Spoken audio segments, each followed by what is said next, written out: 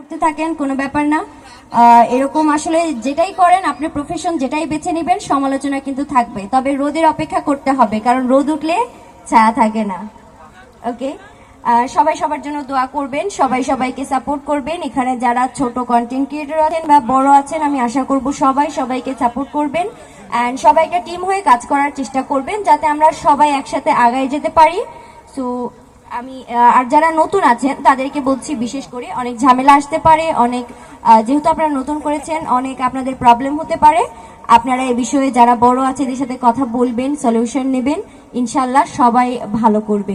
আশা করি সবাই এই যে কন্টেন্ট ক্রিয়েটর যে আছে, যে আপনারা আছেন, আপনারা সবাই একটা ভালো প্লেসে যেতে পারবেন ইনশাল্লাহ। আপনাদের জন্য সবসময় দোয়া এবং শুভকামনা থাকবে। এই সমাজে ভালো কাজ করেও পায়নি মানুষের মন, শালীন পোশাক পরে কন্টেন্ট তৈরি করাকে তারা নাম দিয়েছে নতুন ভিউ ব্যবসার ধরন। যারা বাজে কথা বলেন তাদের উদ্দেশ্যে বলছি, আপনারা শোনেন দিয়া মন, নিজের মন মানসিকতাকে পরিবর্তন করুন। এমনও তো হতে পারে আপনার মুখে চুনকালি মাখবে আপনার পরিবার, হতে পারে না? যারা সমালোচনা করে মানুষের পেছনে লাগে, তাদের ক্ষেত্রে এটা বেশিরভাগ সময়ই হয়ে থাকে। সো অবশ্যই আপনারা যারা কাউকে কিছু বলবেন তার আগে একটু ভেবে বলবেন,